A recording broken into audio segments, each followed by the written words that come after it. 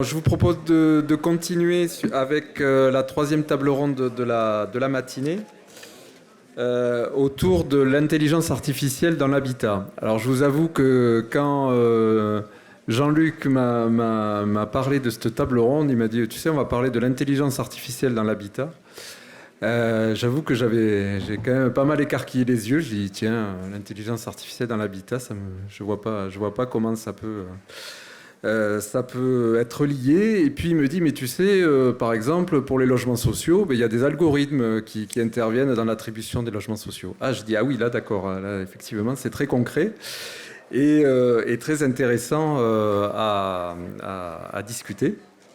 Et donc j'ai dit, oui, bien sûr, ça m'intéresse je veux bien parler de cette table ronde et m'y intéresser, et surtout avec deux invités prestigieux et qui s'intéressent à cette question de très près et que je vais vous présenter.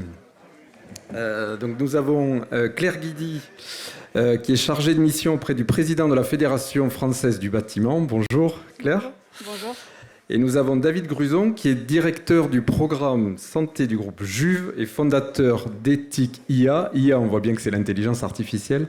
Est-ce que vous pouvez du coup nous en dire un peu plus sur ce que vous faites? Fédération du bâtiment, ici, je pense qu'il n'y a pas besoin de la présenter. Tout le monde sait ce que c'est. Oui, alors en fait, déjà un petit mot pour saluer Jean-Luc Béraud et le remercier de son invitation. Et je ne peux pas être à Inchausseta sans lui faire un clin d'œil parce qu'en fait, c'est mon ancien prof. Dans un cadre commun avec le camarade Alex Hirouk qui est là-bas tout au fond. On a eu Jean-Luc en maître de cérémonie il y a quelques années. Et aujourd'hui, je m'occupe du programme santé de Jouve, qui est en fait une entreprise de taille intermédiaire française qui est présidée par Thibault Langsat, qui en fait produit des solutions numériques et algorithmiques dans le domaine de l'IA appliquée au brevet, à la santé, dans la matière financière, assurantielle, technique. Et Ethic IA, en fait, c'est un vecteur qui propose des outils de régulation éthique de l'application de l'intelligence artificielle dans toute une série de domaines, dont le logement. C'est un thème sur lequel on réfléchit depuis quelques mois maintenant avec Jean-Luc dans le cadre de Newstank Cities. Très bien, mais je vous remercie. J'en profite aussi pour présenter François Rochon, qui doit être juste là, et donc qui sera le rapporteur de ces échanges aujourd'hui. Alors oui, on parlait effectivement intelligence artificielle, bâtiment.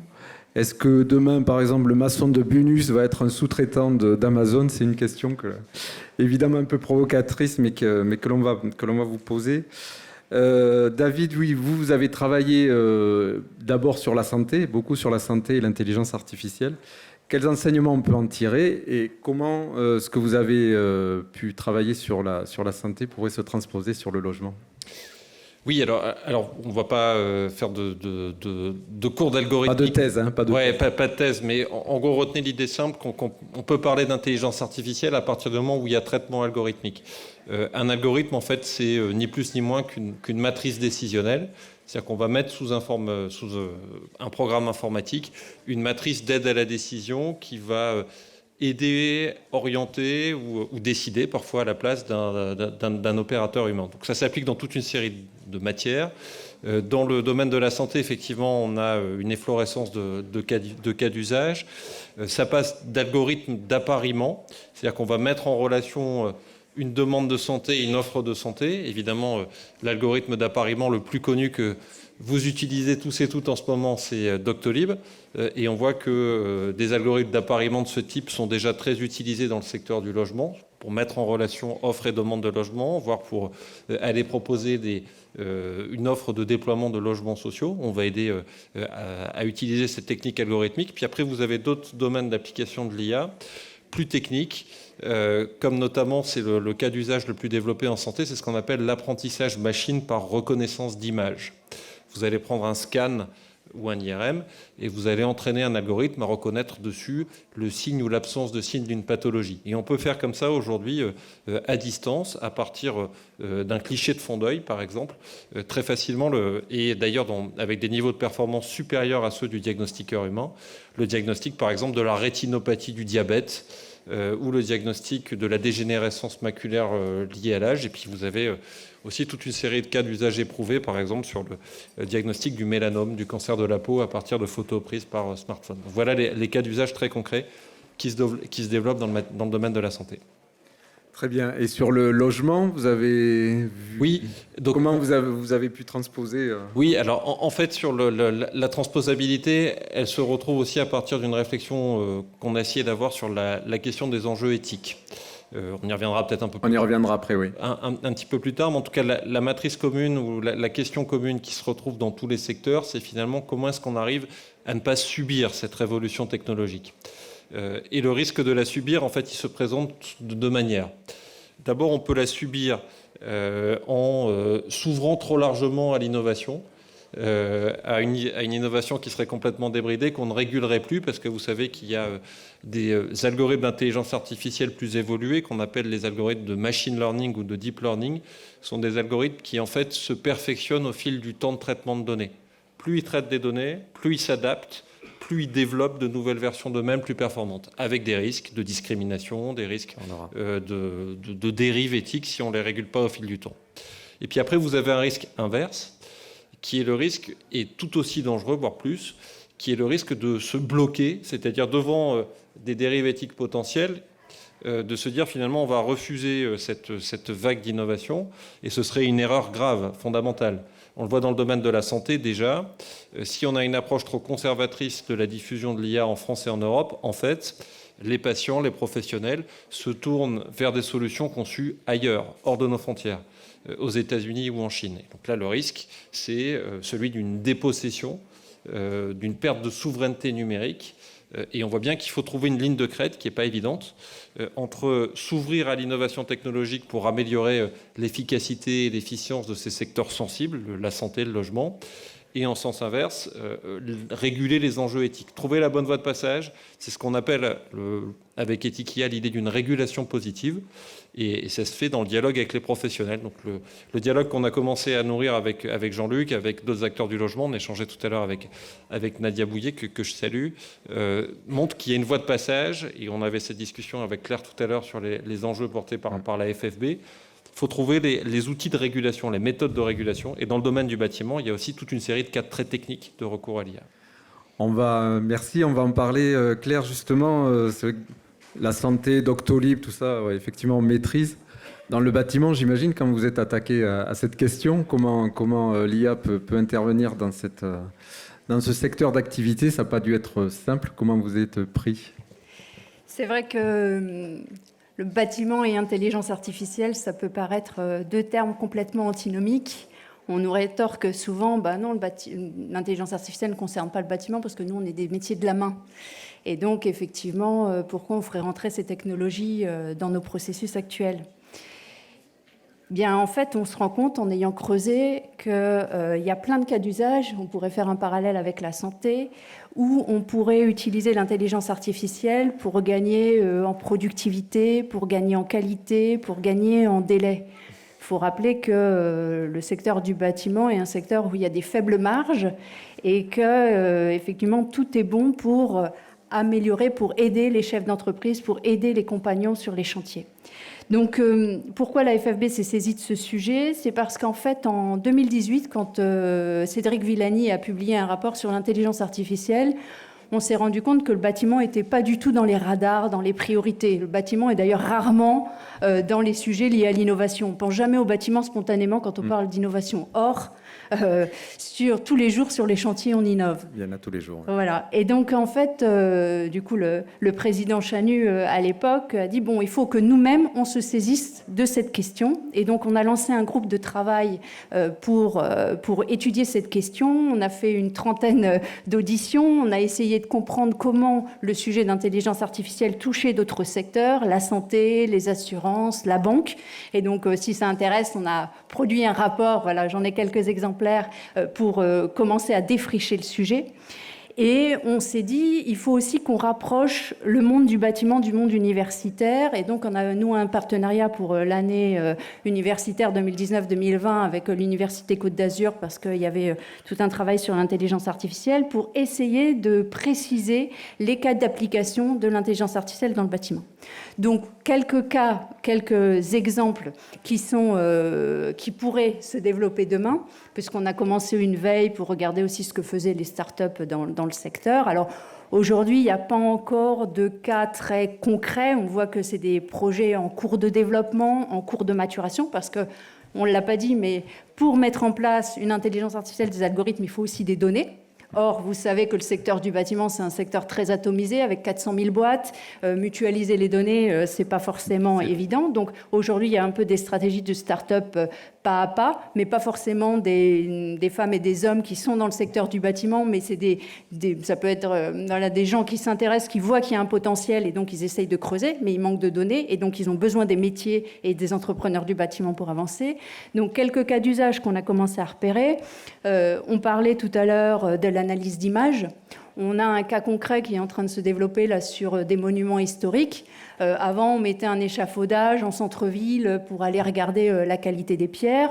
Aujourd'hui, certains utilisent des drones, emmagasinent un certain nombre d'images parce qu'ils ont fait travailler justement un algorithme sur différentes images. Ils ont fait manger l'algorithme énormément d'images. Et donc, aujourd'hui, ils sont capables effectivement d'avoir des analyses, des alertes sur la qualité des pierres. Et donc, ça facilite le travail du compagnon. Il y a moins de risques d'aller sur un échafaudage et en termes de temps gagné plutôt que de mettre un échafaudage. Parfois, dans des centres-villes, c'est compliqué. Et là, effectivement, à travers ces analyses d'images, le compagnon peut faire son travail de diagnostic. Autre exemple qu'on a entendu, la reconnaissance audio, parce qu'aujourd'hui, on sait traiter des données qui ne sont pas que des données texte ou images, aussi par exemple la reconnaissance audio, ou un chaudronnier dans l'aéronautique utilise en fait une intelligence artificielle parce qu'au bruit de la pièce de chaudronnerie, il sait évaluer la qualité de la pièce, et donc il peut y avoir aussi des alertes là-dessus. Autre exemple aussi, reconnaissance vocale. Oui, sur la gestion des déchets, je sais, vous m'avez parlé. Il y a effectivement. On en produit tous et on essaie de les trier. C'est vrai. Donc, sur les déchets, en fait, ce qu'on est en train de regarder à la FFB, c'est par exemple des applis qui pourraient, par exemple, aujourd'hui, on sait qu'on doit trier les déchets, les 7 flux dont on parle. Et les déchets du bâtiment, notamment ici, sont souvent regardés avec un œil un peu noir. Exactement. Et donc, parfois, il y a des bennes où on doit mettre les matériaux en fait en fonction de leur typologie dans différentes bennes, et il peut y avoir des erreurs. On peut mettre, je dis n'importe quoi, du papier dans une benne avec du plâtre, et donc en fait, si on a entraîné l'intelligence artificielle à reconnaître avec la caméra qu'il y a une erreur en fait dans la benne, ça peut aussi aider le compagnon à retirer tout de suite, parce que sinon la benne elle est refusée par le gestionnaire, et donc finalement c'est des coûts supplémentaires. Ou alors reconnaissance vocale aussi. On a sur nos smartphones un certain nombre d'outils, et on peut imaginer rédiger des comptes rendus en direct, ou alors passer des consignes alors que le compagnon a les mains chargées ou il a des gants, passer des consignes à l'oral, et là effectivement c'est de la reconnaissance vocale, parce que derrière l'IA il y a quand même effectivement beaucoup la reconnaissance d'images, et David en a parlé pour les radiologues, et mais il y a aussi d'autres outils. Ouais. Justement, oui, merci. On l'a vu à travers ces exemples concrets. On sait aussi que les artisans ne sont pas spontanément le nez sur leur ordinateur toute la journée. C'est pas leur premier travail, bien sûr, leur première activité. Comment vous pouvez les rassurer ? Vous me disiez que quand vous aviez parlé de ces questions avec les chirurgiens, les radiologues, c'était pas non plus évident, et pourtant ils sont beaucoup plus sur l'informatique que les artisans. Comment vous pouvez rassurer, ça peut faire peur, l'IA, comment vous pouvez rassurer les artisans ? Il y en a sans doute dans la salle, ou en tout cas beaucoup qui en connaissent, pour dire attention, l'IA c'est pas un gros danger. Oui, alors c'est pas un gros danger, je le dirais peut-être différemment. Et on a ces discussions avec les radiologues qui effectivement sont confrontés à une irruption de l'IA dans leur pratique depuis 5 ou 6 ans maintenant, très, très concrètement. En fait, c'est un gros danger, ou ça peut devenir un gros danger si la profession reste à l'écart de la transformation. Ouais, il vaut mieux être dedans que exactement. l'extérieur. Et donc, en fait, l'intelligence et le fait que vous ayez mis ce sujet à l'ordre du jour des entretiens d'Incha montre que vous avez déjà cette conscience. D'ailleurs, je vous incite à lire le rapport de la FFB qui est très très bien fait sur les cas d'usage dans le domaine du bâtiment. Mais en tout cas, la clé, c'est de créer ce qu'on a appelé des écosystèmes de professionnels de régulation positive. C'est ce qu'ont fait les radiologues avec un vecteur qui s'appelle Dream France IA, ça s'écrit DRIM France IA, en fait c'est un regroupement de tous les radiologues, et c'est intéressant parce que c'est un regroupement de tous les radiologues, vous savez le secteur de la santé a assez cloisonnement, libéraux, privés, hospitaliers, là ils sont tous rassemblés avec leurs sociétés savantes, leurs fédérations professionnelles, pour créer un écosystème de développement de l'IA pour repérer les bonnes pratiques, soutenir et développer les cas d'usage, mettre en place une démarche éthique qu'on pilote avec Ethic IA pour aller déployer une garantie humaine concrète, c'est-à-dire superviser ces algorithmes dans leur phase de conception et dans leur application en vie réelle, avec des méthodologies de supervision humaine qui sont adaptées cas d'usage par cas d'usage. Et donc on voit que dans le secteur de la santé, avec un petit peu d'avance, c'est le bon moment vraiment. Et heureusement qu'on a enclenché cette réflexion sur la garantie humaine depuis 2017 maintenant, parce qu'on voit qu'on arrive là maintenant dans la turbine pratique, et que les gros acteurs GAFAM, BATX se saisissent maintenant réellement de ces cas d'usage. Non seulement ils les développent en R&D, mais ils les développent aussi sur le marché français et européen. Donc il faut avoir un peu une longueur d'avance, que les écosystèmes professionnels s'emparent du sujet. C'est le bon moment pour se saisir de cette question dans le domaine du logement. L'expérience montre dans d'autres secteurs, la santé, mais aussi d'autres domaines sur lesquels on a travaillé, la banque, l'assurance, l'IA appliquée aux communications électroniques et postales, l'IA dans l'énergie, qu'en fait vous avez déjà dans votre pratique professionnelle toute une expérience de recours de traitement algorithmique auquel vous prêtez même plus attention en fait. Ouais, et vous avez déjà développé des pratiques de garantie du quotidien. Voilà. Mais donc du coup maintenant il faut y mettre un peu d'organisation, de processus. Il y a des cadres de régulation qui arrivent et qui vont dans ce sens-là, mais on peut tout à fait imaginer de déployer des écosystèmes de régulation de l'IA dans le logement, et c'est ce que vous commencez à faire. Claire, justement pour rassurer les professionnels du bâtiment, qu'est-ce que vous pouvez leur dire ? Est-ce que l'IA va remplacer l'homme un jour ? Il va remplacer le maçon ou il va juste l'accompagner ? Non, il ne va pas remplacer le maçon parce qu'il faut rappeler que l'intelligence artificielle est un outil. C'est vrai qu'on n'a pas forcément défini ce qu'est l'intelligence artificielle. David l'a décrit effectivement à travers les algorithmes, mais pour rassurer finalement, enfin, je ne sais pas si on doit rassurer la salle, mais dire qu'en fait l'intelligence artificielle porte très mal son nom, parce qu'une intelligence artificielle n'est pas intelligente. L'intelligence artificielle n'a aucune conscience de la tâche qui lui est assignée. Sa grande force, c'est qu'elle a une capacité d'apprentissage. Pour parler des radiologues, ils ne peuvent pas regarder 1 million de radios, alors qu'une intelligence artificielle peut regarder 1 million de radios et restituer. Idem sur différents sujets, sur des questions de soudage dans le bâtiment, sur les parements béton, etc. Donc la force d'une intelligence artificielle, c'est sa capacité d'apprentissage. C'est-à-dire une IA, vous lui faites manger 1 million de photos de girafes, à la fin, elle saura reconnaître une girafe. C'est ça, sa force. Mais elle ne sait pas qu'elle reconnaît une girafe. Elle ne sait pas qu'une girafe est différente d'un chien. Elle ne sait pas qu'une girafe est différente d'un chat.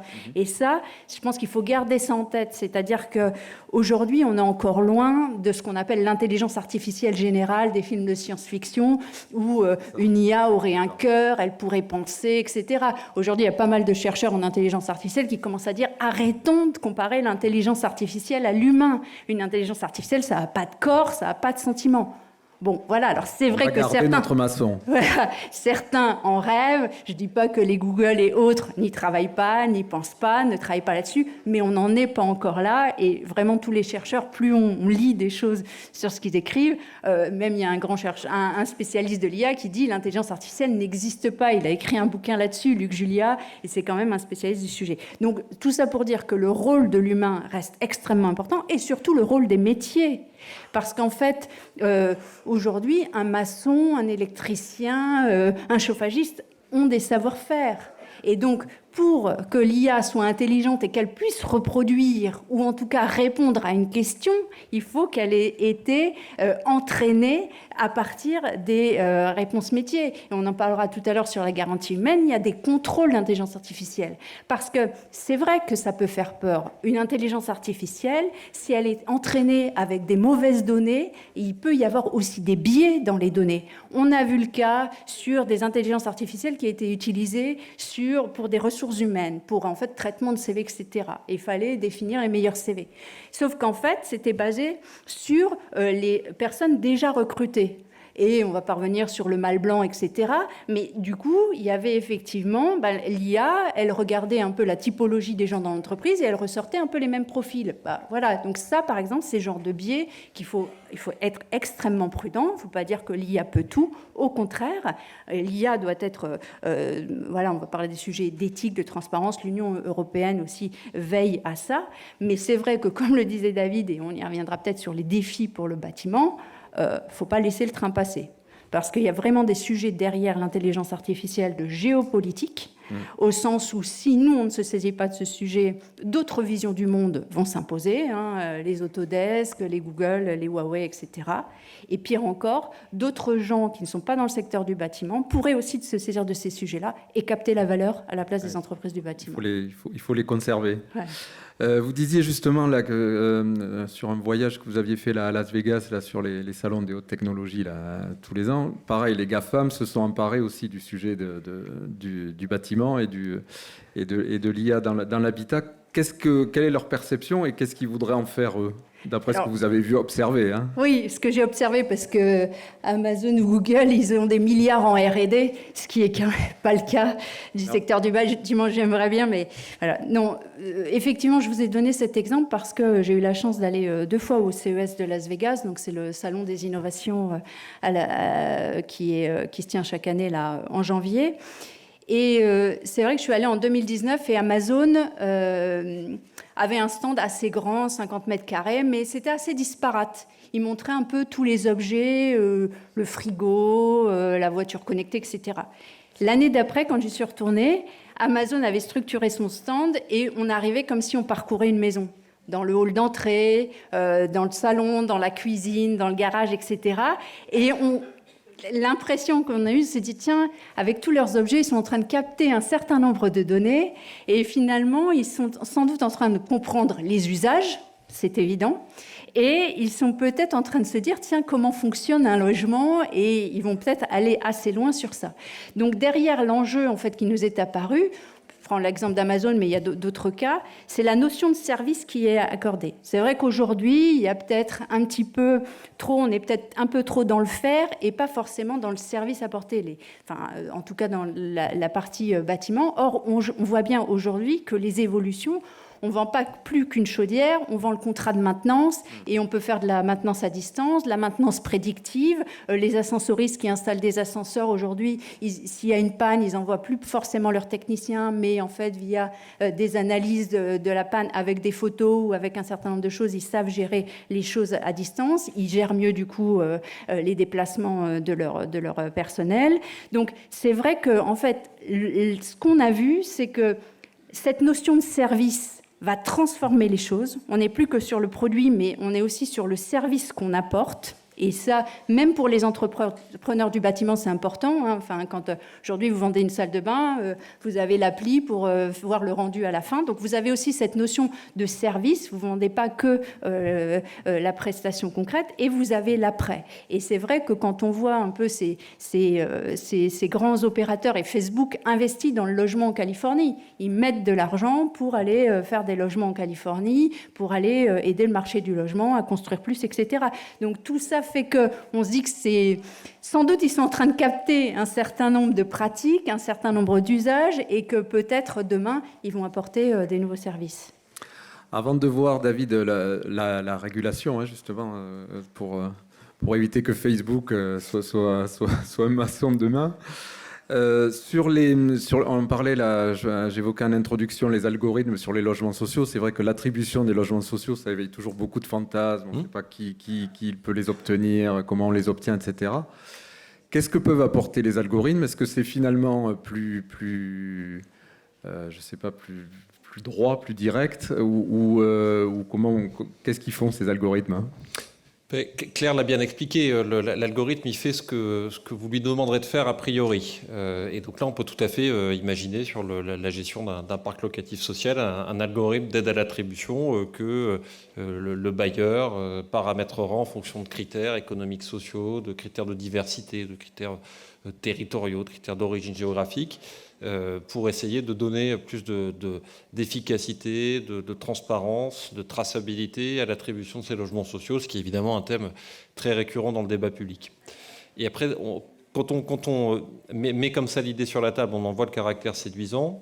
Après, Claire l'a dit, le risque qui est intrinsèque, c'est celui de laisser tourner l'algorithme tout seul, surtout s'il a une capacité d'apprentissage machine, de machine learning, parce que si le jeu de données initial est pas satisfaisant, ou même si l'algorithme n'est pas corrigé au fil de son temps d'apprentissage, il peut dériver vers des attributions inefficaces, voire des dérives éthiques, des risques de discrimination, ce type d'éléments. Donc en fait, la technologie, elle vise à donner de la traçabilité, elle vise à donner de la transparence.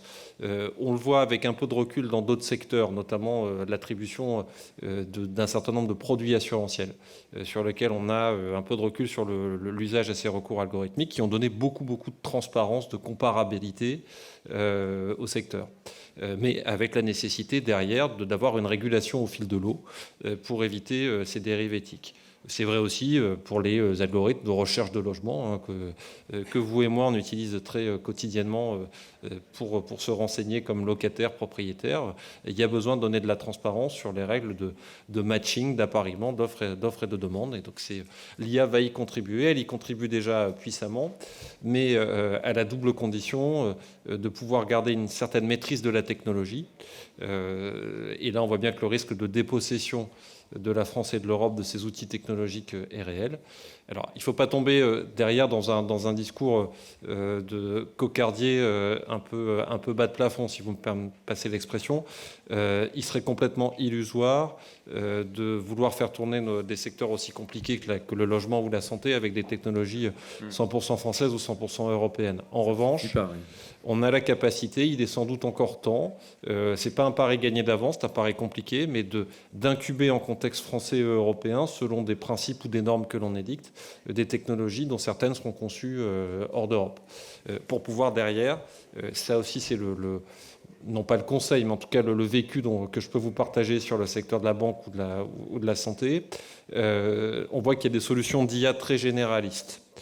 Sur lesquels les GAFAM ou les BATX chinois ont des longueurs d'avance qui, pardon d'être un peu brutal, sont sans doute non rattrapables. Et on voit que la France a su se positionner, l'Europe ont su se positionner sur des algorithmes à plus haute valeur ajoutée. Claire, on a évoqué quelques-uns, le rapport que tu as préparé avec la FFB en montre d'autres sur des modèles de modélisation de jumeaux numériques. On voit dans le secteur de la santé, on a établi des algorithmes vraiment de pointe sur l'IA appliquée au traitement de bases de données génomiques. On a mis au point un des meilleurs algorithmes au monde de traitement des mammographies.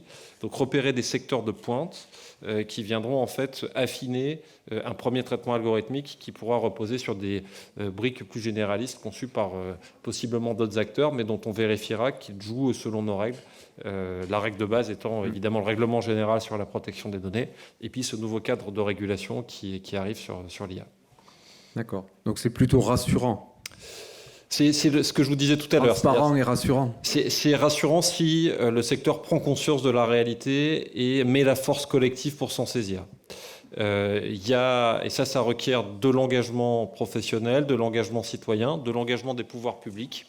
C'est ce qui s'est passé un peu dans le secteur de la santé avec la mise en place, vous voyez, de ce Health Data Hub, la plateforme nationale des données de santé, qui n'est pas encore parfaite, qui se structure, mais qui essaie de fédérer un certain nombre d'éléments de briques de données, et puis le déploiement d'un certain nombre de crédits publics dans le cadre du plan de relance sur la transformation numérique. Ça vaut aussi pour le logement, donc il y a la nécessité d'en réserver une petite part pour aller faire cet investissement dans le développement d'outils algorithmiques. Ce que je dis pour l'algorithmique vaut aussi pour la robotique. Robotique de conception, les modèles d'imprimante 3D qui sont déjà très développés dans votre secteur, et notamment la jointure qui existe entre la matrice algorithmique, c'est-à-dire la matrice décisionnelle, et l'effecteur de robotique, de mécatronique. Il faut aussi réguler ces enjeux-là. C'est un des buts du projet de règlement européen sur l'IA. Alors justement, on parle de régulation. C'est sûr que l'IA, on se dit, oh là là, comment on va pouvoir le maîtriser, le gérer, parce que ça va trop vite et trop loin.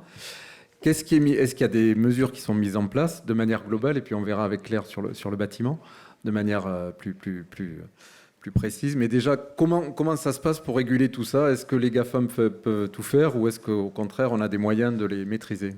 Alors, c'est un moment très important et encore une fois, vous prenez le sujet au bon moment. Donc, je vous le disais, un socle de base, le règlement général sur la protection des données. Je pense que vous avez vu et vécu les uns et les autres dans votre secteur les joies et les plaisirs de la mise en conformité RGPD. C'est une limaille de fer déjà assez précise. C'est en France, en Europe, l'endroit au monde où on a le niveau de protection juridique le plus fort des données personnelles, et notamment des données sensibles qui concernent la santé, qui concernent le logement. Il y a ce socle de base. Notre préoccupation, en partant du secteur de la santé, a été de trouver cette voie de passage dont je parlais, celle de la régulation positive, réguler les enjeux éthiques, mais ne pas ajouter de la surréglementation qui bloquerait l'innovation. Donc on a travaillé dans le cadre de la révision de la loi de bioéthique. Vous avez entendu parler de la loi de bioéthique, notamment dans un certain nombre d'aspects sur la procréation. Elle vient d'entrer en vigueur. Elle comprend une petite partie sur la régulation du numérique et de l'IA, avec 2 principes qu'on avait proposés avec Etiquia en 2017, qui ont été endossés par le Comité national d'éthique, qui portent sur l'information du patient sur le recours à l'IA dans sa prise en charge, d'une part, et d'autre part sur la garantie humaine, la supervision humaine de l'IA dans la conception et dans son application en vie réelle. Donc ces principes-là ont prospéré, puisqu'ils sont repris dans le projet de règlement européen sur l'IA qui a été présenté par la Commission européenne à la fin du mois d'avril dernier. Ce projet de règlement concerne maintenant tous les secteurs d'application d'intelligence artificielle, dont le logement. Il entrera en vigueur sans doute en 2022, plus probablement en 2023. C'est un sujet qui sera mis à l'agenda de la présidence française de l'Union européenne au premier trimestre de l'année prochaine. Donc, en quoi ça consiste? Vous avez dedans notamment l'article 14, qui est le duplique de la disposition de la loi de bioéthique, donc qui comprend 2 éléments. L'information de l'utilisateur final sur le recours à l'IA dans le processus qui le concerne, et d'autre part, la garantie humaine. Donc, soyons concrets, reprenons l'exemple que vous preniez tout à l'heure sur un algorithme d'aide à l'attribution de logements sociaux. Si je suis demandeur de logement ou attributaire d'un logement, il faudra qu'à un moment donné, quand je remplirai mon dossier, on m'informe de ce que ce bailleur social ou cet opérateur a recours à un algorithme pour traiter ma demande et que je puisse avoir un certain nombre de spécifications sur cet algorithme, comment sont collectées les données, quels sont ses principes généraux de fonctionnement, une information générale sur cet algorithme, vous voyez, pour que je sois éclairé de ce recours à l'IA. Et le deuxième principe, la garantie humaine. Alors comment ça fonctionne, la garantie humaine? Vous voyez bien l'idée de base, c'est de ne pas laisser l'algorithme tourner tout seul, établir un certain niveau de supervision humaine, non pas à chaque étape, sinon on bloque l'innovation, mais à des points critiques. Alors, les points critiques, comment on les repère? Eh bien, à vrai dire, on les repère au cas, par type d'usage, par type d'algorithme. Je vous donne un exemple concret de ce qu'on a fait, on en parlait tout à l'heure avec Claire, de ce qu'on a fait dans la santé, et puis on va essayer de réfléchir ensemble à comment ça peut se transposer dans le logement. Le premier cas pilote de collège de garantie humaine qui était mis en place a été fait sous égide de l'Union française pour la santé bucco-dentaire, l'Union des dentistes.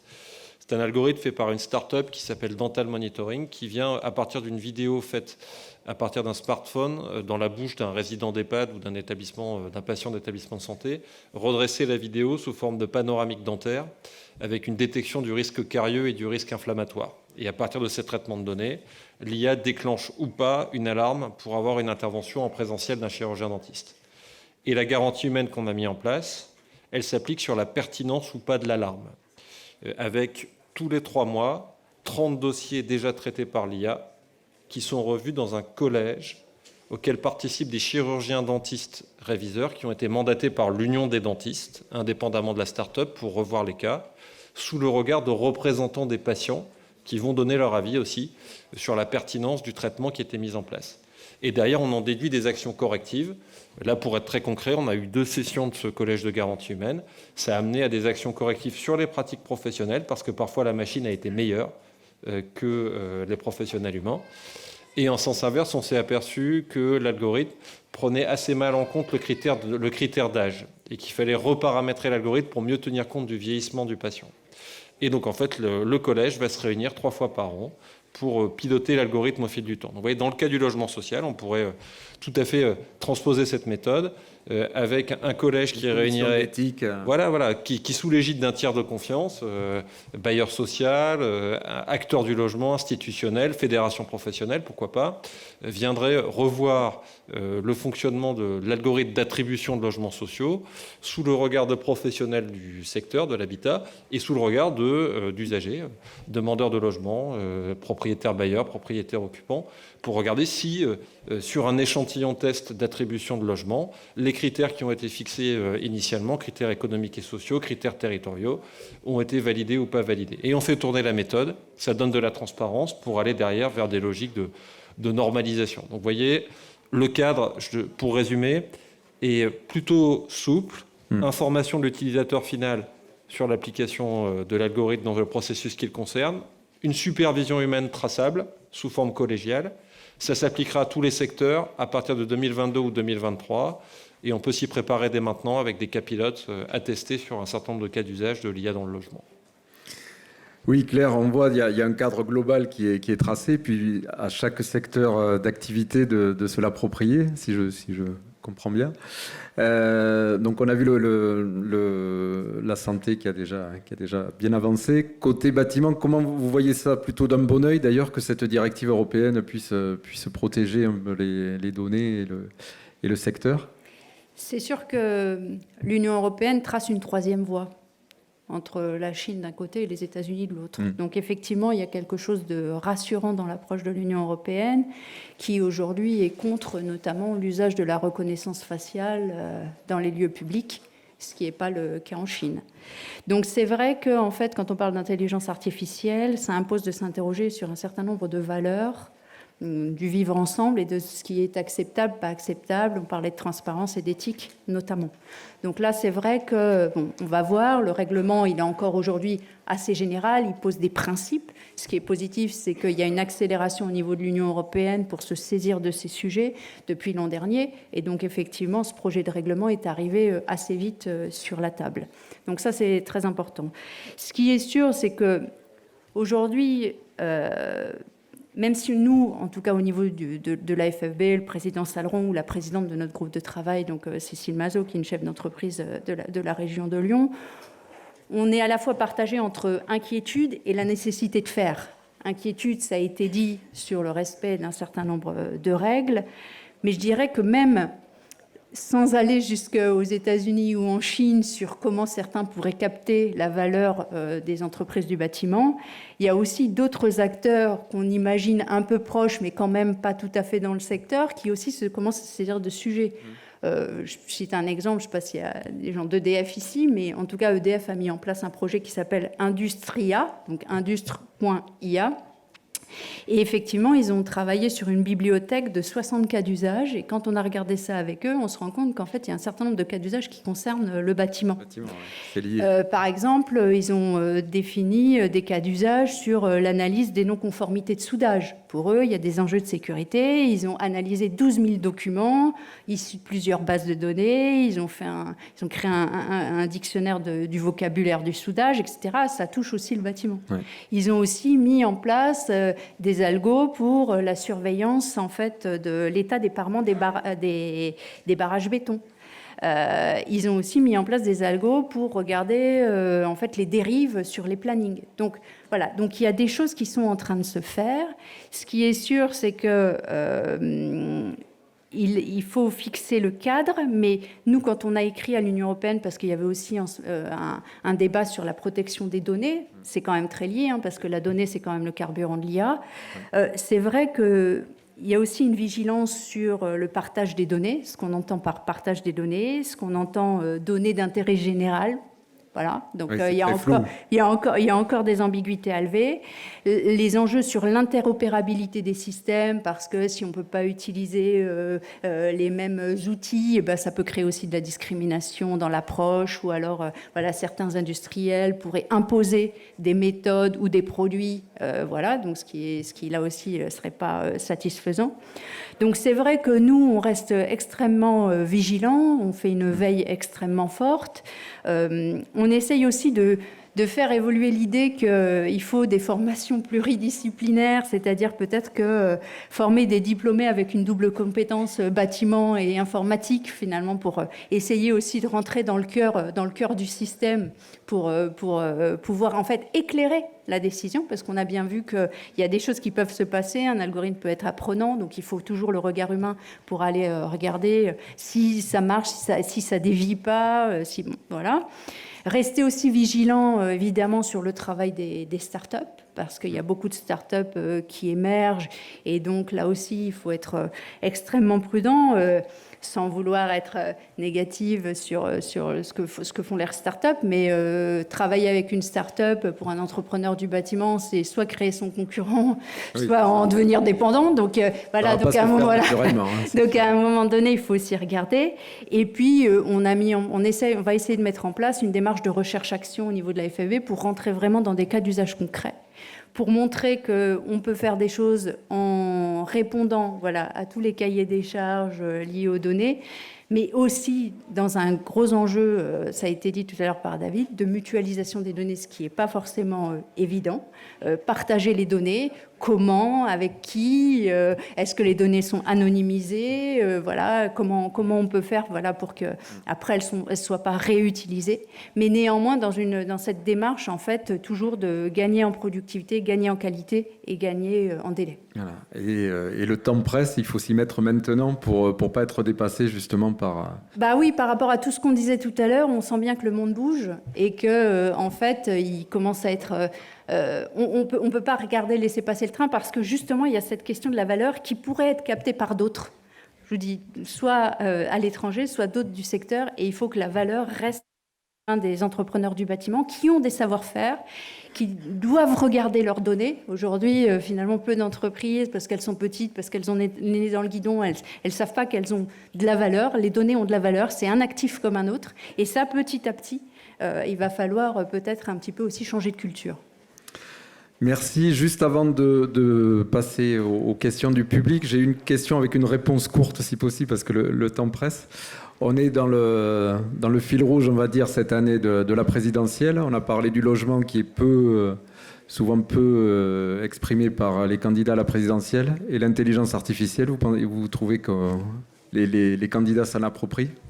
Ouais, là, je prêche un peu contre ma paroisse et partant du secteur de la tech. Mais j'aurais envie de vous dire que pour moi, l'intelligence artificielle, c'est pas un programme en soi. Ça n'a de sens que si elle est mise au service d'objectifs de politique publique. Et donc là, il y a à réfléchir à l'application de l'intelligence artificielle dans le logement, dans la santé, dans les secteurs qui font notre vie collective, en dégageant des principes de diffusion, de stimulation, d'investissement dans la technologie, mais aussi de régulation éthique par la garantie humaine, pour garder l'humain au centre du dispositif. Et ça, c'est un beau message politique, c'est un des objets de ces entretiens. Investir dans la technologie, diffuser l'IA pour mettre ces avancées au service de l'habitat, mais en même temps en régulant ces risques éthiques par la garantie humaine. Bon, on le transmettra aux candidats. Claire, vous ressentez comment la place de l'IA dans le débat des acteurs politiques ? Je partage ce que vient de dire David, c'est-à-dire que l'IA, c'est un outil, donc ça ne peut pas être une politique. En revanche, c'est un outil utile. En fait, aujourd'hui, si on se dit les choses entre nous, on n'a pas besoin d'IA pour vivre. En revanche, c'est devenu un sujet stratégique. Voilà. Donc, à partir du moment où c'est un sujet stratégique, il faut effectivement s'en saisir. Il faut donner aussi les moyens, peut-être, d'avoir une recherche et développement peut-être un petit peu plus forte en France, aider les entrepreneurs du bâtiment peut-être à investir plus et avoir effectivement... La transition numérique est en marche. Les entrepreneurs du bâtiment n'ont pas entendu l'IA pour le faire. Mais en revanche, il y a peut-être des coups de pouce. Et puis ce travail, je crois aussi, et c'est bien qu'on puisse en parler aujourd'hui, d'acculturation, de démystification, avec évidemment les régulations nécessaires. Mais en tout cas, essayer de dire, faut y aller parce que ça peut nous aider. C'est un outil. Merci. Est-ce qu'il y a des questions du public, monsieur? Une question, puisqu'après on est